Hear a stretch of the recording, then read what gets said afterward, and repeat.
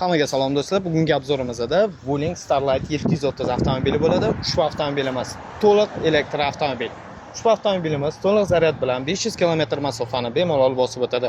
Bu avtomobil ko'pchilik kimga ma'qul keladi? Turizm sohasida ishlaydiganlarga yoki turistlarni olib yurishga yoki oilaviy mashina qilib qo'ysangiz ham juda ham zo'r. U yoqqa chiqsangiz butun oila bemalol sig'ib ketadigan mashina. Ushbu avtomobilimiz minivan, 7 o'rindiqli, ranglari Thunder Grey. O'zim mana bunaqa 17 diska ko'nli bo'ladi bular. Xo'p, oltlariga keladigan bo'lsak, yana qaranglar do'stlar, bu avtomobilimizda beskuluchovoy dostuplari ham bor. Xo'p, salonlariga keladigan bo'lsak, salon mana bunaqa shokoladniy rangda. Xo'p, mana bunaqa evakor yaxshi poliklar qo'yilgan.